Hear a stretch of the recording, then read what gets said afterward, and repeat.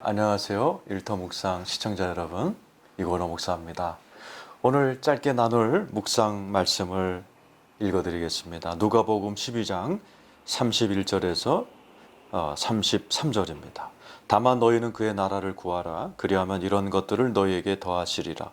적은 무리여 무서워 말라. 너희 아버지께서 그 나라를 너에게 주시기를 기뻐하시느니라. 너의 소유를 팔아 구제하여 낡아지지 아니하는 배낭을 만들라.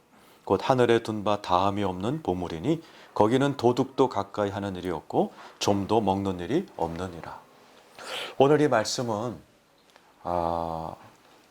11조의 왕 록펠러, 그분의 손자가 우리나라에 왔을 때 제가 그분 앞에서 설교한 내용입니다. 몇 년 전에 그 록펠러 회장의 손주죠, 스테판 록펠러가 우리나라에 왔습니다. 그럴 때 주일 예배를 어느 교회에서 지날 때 그 목사님께서 저에게 영어 설교를 부탁하셔서 제가 이 본문 말씀을 가지고 나누었던 것을 잠깐 나누고자 합니다.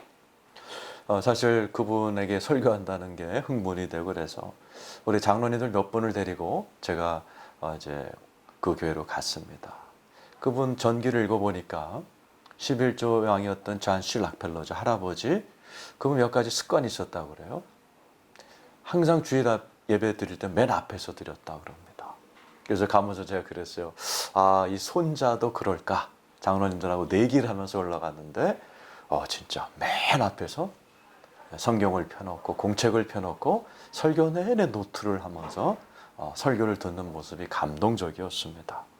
이 록펠러에 대해서는 하도 여러 가지 평가가 있기 때문에 제가 이제 식사 자리에서 이렇게 물어봤어요. 한국에는 속담이 있다. 부자가 3대 못 간다. 그런데 당신은 지금 3대째 어떻게 이렇게 물질의 축복을 받았는가? 그럴 때 이분이 이런 얘기를 했어요. 자기 가문에서 제일 많이 듣는 질문이랍니다. 그래서 할아버지가 했던 대답을 똑같이 자기 가문 사람들은 한답니다. 이 존 C 록펠러에게 많은 기자들이 물어봤다. 왜 당신에게만 하나님이 돈을 주냐? 그때 할아버지가 이렇게 대답했대. 하나님은 아십니다. 나에게 돈을 주면 내가 어디다 쓰는 줄을. 어디다 쓰셨죠? 역사가 얘기하죠. 이분이 대학만 24개를 세우죠. 시카고 대학을 비롯해서. 또 이분은 이제 그 당시에 피아노가 아니라 오르간 시대였기 때문에 수많은 수천 개의 개척교회에다가 오르간을 기증한 걸로 유명하죠. 또 이분이 그런 얘기를 해요. 자기가 어렸을 때 할아버지 기억이 하나 남는다는 겁니다. 크리스마스 때 담임 목사님과 입구에 서서 성도들과 악수할 때면 이게 어떤 사람들한테 악수하면서 이렇게 긴 말로 속삭였대요. 자기 옆에서 다 들었대. 탕감이요, 탕감이요. 이 말은 뭐냐? 할아버지한테 돈 빌려간 사람들에게 크리스마스 선물로 안 갚아도 돼요. 안 갚아도 돼요. 그런 식으로 사람들을 열심히 도우셨다. 그러면서 본인이 이런 얘기예요. 자기도 이번에 온 것은 중국에 있는 고아들을 위해서 고아원을 세우러 왔다. 제가 그분과 대화를 하면서 참 많은 생각을 하게 되어 있습니다. 오늘 본문에 보면 우리 주님께서 이렇게 하늘의 축복을 주는 원리가 나와 있습니다. 여러분 잘 아는 31절, 다만 너희는 그의 나라를 구하라. 그리하면 이 모든 것을 더하시리라. 제가 첫 번째 강의에서 말씀을 드려서 이것은 짧게 생략합니다. 그의 나라를 구한다는 것이 뭐죠? 그분의 통치, 다스리심을 구하라. 이 구하란 말이 헬라어로 제테오란 뜻이라고 그랬죠? 자꾸 여쭤보면서 하나님, 아버지께서 날 돌보고 계신데 왜 나에게는 물질이 문제가 있죠? 자꾸 물어보는 것을 구하라, 제테오라고 그랬습니다. 마치 조지 물러 목사님이 고아원을 운영하실 때 문제 터지면 곧장 기도하지 않으시고 성경을 펴시면서 왜 이런 문제가 생겼을까? 말씀을 찾고 또 연구하면서 밑줄 그어놓고 기도하시면서 5만 번의 기도응답을 받은 이야기를 말씀을 드렸어요. 하나님의 뜻을 찾는 것. 두 번째, 하나님의 나라, 그분의 통치, 그분이 나를 도와주시는 그러한 하나님의 나라가 임할 때 제일 중요한 게 뭘까요? 하늘나라의 재정이 공급돼야 되겠죠. 오늘 33절에 보면은 재미있는 단어가 나옵니다. 하늘 지갑이라는 단어가 나오죠. 읽겠습니다. 너의 소유를 팔아 구제하여 낡아지지 아니하는 배낭을 만들라.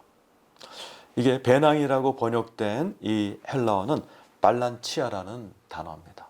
발란치아라는 이 단어는 여러 단어로 번역이 됩니다. 영어 성경에는 머니벨트, 전대라고도 표현되어 있고 백 또는 펄스, 지갑이라고도 번역이 되죠. 우리나라 성경에서도 어떤 성경에는 배낭이라고 되어 있고 어떤 성경에는 주머니라고 되어 있고 정확한 번역은 지갑입니다. 지갑이 여러 개가 있죠. 그런 하늘 지갑이 있는 거죠. 이 하늘 지갑은 어떤 지갑이죠? 거기 써 있죠. 하늘에 둔 바 담이 없는 보물이니. 하늘에 담이 없는 보물을 주어주는 배낭, 하늘 지갑. 여러분, 하늘에 있는 담이 없는 물질이 하늘에서 우리에게 하나님이 주어주시기를 원하고 계세요. 히브리서 12장 28절에는 우리는 흔들리지 않는 나라를 받았으니 은혜를 받자. 두려움과 경건함으로 하나님을 섬기자. 하나님을 섬기면 흔들리지 않은 하나님 나라의 그러한 공급과 하나님의 돌보심이 있다라는 것이죠. 이 하늘 지갑은 두 번째, 거기 이렇게 특징이 있죠. 도둑도 가까이 하는 일이 없고 좀도 먹는 일이 없다. 여러분, 얼마나 많은 분들이 IMF 때 눈 뜨고 기업을 뺏겼습니까? 얼마나 많은 분들이 군사정권 때 기업을 도둑질을 당했어요. 뭐 알고 계시면 알겠지만은 큰 기업을 뺏긴 그 기업의 사장님이 그 부인이 하루아침에 두 눈이 멀어버린 사건은 아주 유명한 사건이죠. 평생을 일궈온 기업을 도둑처럼 뺏겨버리죠. 오늘 여기 보면 좀도 먹는 일이 없습니다. 저는 은행원이었습니다. 각 은행마다 잠자는 돈이 있습니다. 그 뭐냐? 부인들이 남편 몰래 이렇게 적금 들어놨던 거, 또 뭐 예금 들어놨던 거, 치매 걸려갖고 못 찾는 거예요. 갑자기 교통사고 나서 돌아가심으로써 교회, 그 은행마다 지점마다요, 그 잠자는 돈이 많아요. 그 제가 은행 다닐 때 10년 지나면 다 은행 돈 되는 겁니다. 그게 지점마다 몇억 원씩 됐습니다. 이게 뭐예요? 수고는 하느라고 했는데 좀 먹고 도둑 맞아서 자기께 되지 않는. 하나님은 야, 그런 거 말고 하늘이 책임지고 하늘이 돌보고 하늘이 공급하는 하늘 지갑을 만들라라는 거죠. 자, 오늘 여기 보면 어떻게 그것을 만들 수가 있죠? 오늘 방법이 나와 있죠. 33절에 너의 소유를 팔아 구제하여 낡아지지 아니하는 배낭을 만들라. 하늘 지갑을 만들라. 구제입니다. 하나님의 나라를 위해서 우리가 말씀으로 살려고 애쓰는 한편이 있는가 하면 또 하나님께 받은 물질을 우리가 이웃에게 구제하는 것. 지난 시간에 이어서죠. 하나님부터 생계를 공급받고 그것으로 경영하여 받은 것으로 내 주변에 하윌라 같은 사람을 공급하는 것. 오늘 똑같이 얘기하는 거죠. 너희 소유를 팔아 구제하여 낡아지지 않은 하늘 지갑을 만들라. 곧 하늘에 둔 바 다함이 없는 보물이다. 성경은 항상 똑같이 얘기합니다. 하나님으로부터 지혜와 은혜를 공급받는 것, 하나님의 다스림을 받는 것, 그 받은 것을 가지고 가난한 사람들을 구제하는 것. 이 두 가지 축이 하나님 나라 경영의 아주 중요한 원리입니다. 자, 여러분들은 하늘나라 지갑을 갖고 계신지요? 뭐 유명한 메이커 가죽 지갑도 중요하지만 그 언제든지 도둑 맞을 수 있고 좀 먹을 수 있습니다. 하늘 지갑을 받아야 돼요. 그리스도인들에게는 하나님이 하늘 지갑을 만드는 법을 오늘 본문에 가르쳐 줬어요. 구제입니다. 여러분들은 구제하고 계신지요? 하나님께서는 특별히 물질을 맡아 이렇게 일터를 경영하신 여러분에게 구제를 아마 훈련시키신 게 경험이 있을 겁니다. 저도 목사지만 그런 구제를 훈련한 적이 있습니다. 제가 유학을 10년 했습니다.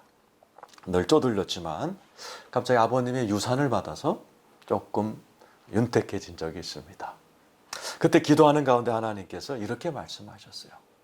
그 유산의 반은 네가 갖고 반은 흘려보내라. 그러죠. 막 거부했어요.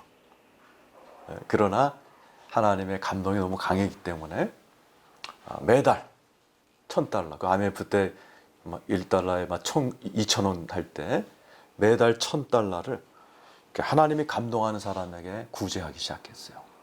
그래서 매달 돌아오면 주머니에다가 $1,000를 이렇게 봉투에 담아서 이렇게 학교를 갔어요. 속으로 기도합니다. 내 앞에 오는 저 사람을 돕는 게 맞습니까? 그러다 이렇게 감동이 오면 이렇게 드렸어요.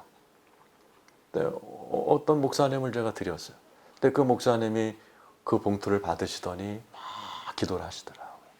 오늘이 월세 마지막 날이라 쫓겨나게 생겼는데 기도하고 나왔는데 이걸 주셨다. 막 감동하시고. 어느 이른 아침에 제가 이렇게 학교를 가는데 나이 드신 여자 신학생이 오셨어요.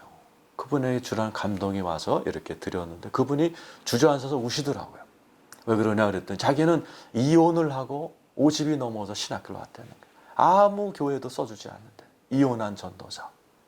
자기는 먹고 살기 위해서 신학교 화장실을 지금 청소하고 있다는 거죠. 그날 아침에는 너무 몸에 신경통이 와서 아픈데 새벽 4시부터 7시까지 변기를 닦다가 자기가 하나님께 처음으로 원망했대요. 어떤 사람들은 정말 좋은 아버지 만나서 좋은 차 타고 다니고 등록금 걱정 안 하는데 나는 무슨 죄가 이렇게 크길래 전 세계 사람들이 싼 화장실을 닦으면서 사냐고 그냥 엎어져서 울다가 원망하다가 왔는데 1시간도 지나지 않아서 하나님이 자기에게 천부를 주셨다고 너무 감동하시는 이렇게 이제 10달을 10,000불을 드렸어요. 그러고 났더니 하나님께서 저에게 엄청난 축복을 주셨어요. 오늘 이 말씀을 들으신 여러분, 예수 믿는 그리스도인들, 사업가들은 반드시 챙겨야 될 게 하늘 지갑입니다. 그 지갑은 구제함으로 만들어지는 그러한 원리론을 배우셨습니다. 오늘 일터 묵상하신 여러분들은 다 하늘 지갑 하나씩 마련하셔서 세상은 호경이다 불경이다 막 롤러코스터를 타지만 흔들림 없는 하나님 나라의 공급을 늘 넘치게 받으셔서 가난한 사람을 돕는 복된 여러분 되시기를 예수의 이름으로 축원합니다. 기도하겠습니다. 하나님 아버지, 오늘 이 일터 묵상을 시청하는 모든 분들은 하늘에 담이 없는 보물을 담을 수 있는 하늘 지갑을 소유하게 도와주옵소서. 이 하늘 지갑은 자신의 것으로 남을 구제하는 자에게 주시는 복된 지갑이오매. 오늘 말씀을 듣는 분들은 각자의 실력과 하나님이 옆에 두신 가난한 자들을 늘 도우면서 살아가는 하나님의 귀한 통로가 되게 하여 주옵소서. 예수님의 이름으로 기도드리옵나이다.